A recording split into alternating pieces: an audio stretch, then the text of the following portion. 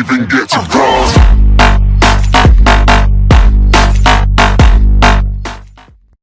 Hey guys, how you guys doing? It's Ranger X here with another hoop breakdown, and basically today I'm going to be talking about which NBA franchise is going to make the biggest jump this season. And to be honest, there are a lot of franchises that made little moves here and there, little pissy ass moves, whatever you want to call. I mean, not too great of moves, but some of them made some great moves this summer. And we'll be talking about some of them that I think are going to make the biggest difference, and some that I think there's one I'm going to mention that I just think should be mentioned, but I don't think it's going to make a huge difference. So for number 5, this isn't a top order or anything. This is just 5 teams. For number 5, I have the Minnesota Timberwolves. I have their projected record. I believe they're going to go 46-36. This year they added Jeff Teague, Jimmy Butler, and Taj Gibson, and they're also going to keep Cat and Andrew Wiggins. As you can see, their starting lineup is relatively young. Cat, great center, great two-way player. So is Andrew Wiggins. So is Jimmy Butler. I mean, basically every player you see here is a great two-way player. Taj Gibson is more of a defensive-minded player, but he's not a dud on offense either. But to be honest, I think the Timberwolves, they can make some noise in the West this year. It's just, the West is so fucking stacked, man. They really got to switch to top 16 because the West is too stacked right now. I was going to go on to the LA Lakers. These motherfuckers, oh my God, I can't stand. Everybody thinks Lonzo Ball is about to be this saving grace. I got these boys going at 26-56. Because to be honest, this man Lonzo Ball, this nigga's not that athletic. He doesn't see the floor as well as everyone thinks that he does. This man's just overhyped like crazy. I think he's gonna be straight. I think he's gonna be at maximum. His potential is to be a good player. I don't think he's all that. Jordan Clarkson's a nice little guard. Brandon Ingram, if he develops properly, he should be a nice little 3. Julius Randle's already a pretty good 4, pretty good two-way player. He gets a couple triple doubles. Brook Lopez is a solid center. Defensive-wise, he's pretty lackadaisical. I mean, he's not too active on defense, but offensively speaking, he is pretty solid.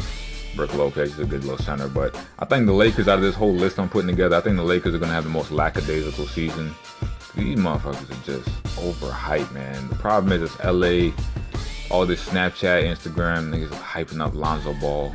And the sad thing, I think Lonzo Ball is the best ball brother too, by far. And if he's not impressing me, I don't think the other ones are either. I think they're gonna go 26-56. Not gonna improve too much. I think they lost a great player in D'Angelo Russell, but they made some moves because they gotta do whatever the fans want. It's all about money. Kyle Kuzma, I mean, that motherfucker's overrated too, but Lakers should be somewhat straight trash this year. They shouldn't be bottom of the league trash, but they shouldn't be doing all too great either. They should be going no more than 30 wins this year. After the Lakers, I put the 76ers. These motherfuckers, I really believe the 76ers, they have potential, man, but I just don't think they're going to stay healthy. Because you look at Markelle Fultz. I mean, he just started playing, and just the other day he got injured. Homeboy JJ Redick has had injury problems in the past. The healthiest person on this team in terms of starting lineup is Robert Covington. He's not all too talented. I mean, he's a good little player. He's a decent little player. He's like a 75 or so, 74. Not trash, but he's not like a game changer. Ben Simmons, he has the potential to be something special. Basically, the Sixers, man, they got like 4 potential players, like Jahlil Okafor, Joel Embiid, Markelle Fultz. I mean, these are players that they could be stars if they were on their own teams in the future, like next 3 or so years. But really, if this core stays together, they can either go 500 or up this year. But I'm predicting that they're going to have some injury problems, and they're going to go about 36 and 46, especially out there in the East. They shouldn't do terrible, but they're not winning more than 40 games. They're probably going to have injury problems. The next squad I'm looking at, I think this squad has championship potential if they play it right. The OKC Thunder, these motherfuckers, man. Adding Paul George was one of the best things they could do. Because one of the biggest problems they had at OKC with Kevin Durant, it's not just the fact that he wouldn't show up during fourth quarter.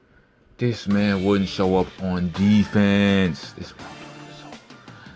So taking adding Paul George in there takes away from the fact that you're gonna have an empty 3 on defense. Russell Westbrook, you don't have to worry about him burning out, because I predicted him to have a Derrick Rose-esque injury this year. The candle flickers most violently before it goes out. So I was expecting that motherfucker to have a terrible injury this year. But since they added Paul George, that puts another ball handler on the court. That takes a lot of pressure off of Westbrook. Enes Kanter and Steven Adams, that's a nice little twin tower set. They're both evenly aged, about 24 and 25 apiece.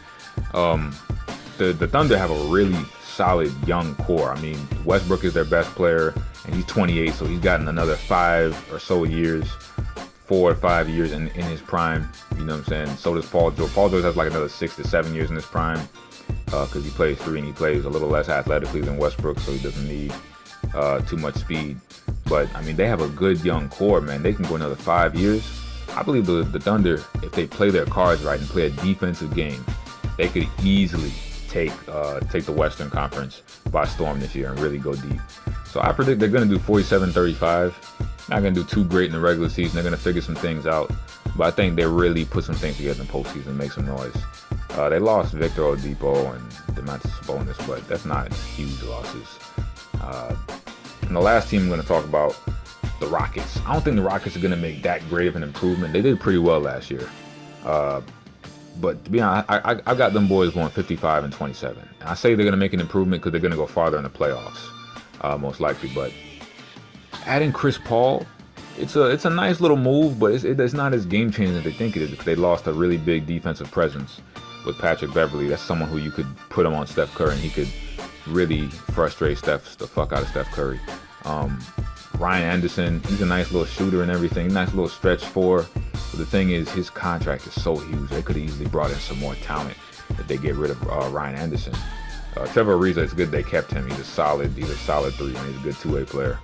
James Harden, offensive superstar. Chris Paul, offensive superstar.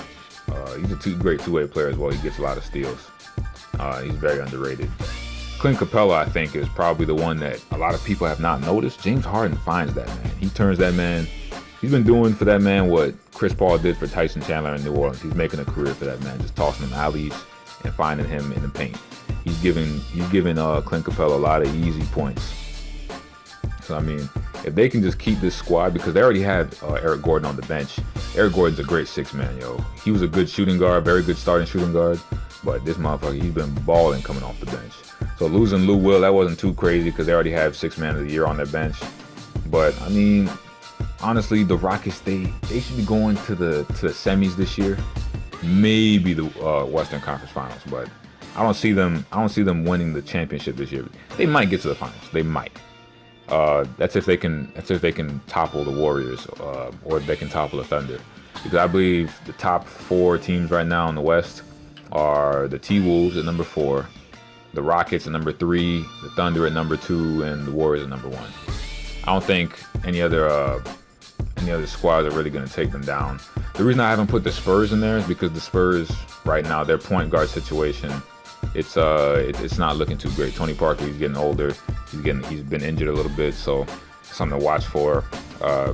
Great organization, but I just don't think they can stack up with these other teams who are getting so talent heavy, especially in their starting sets. But yeah, man, I'm going to be putting out a new video.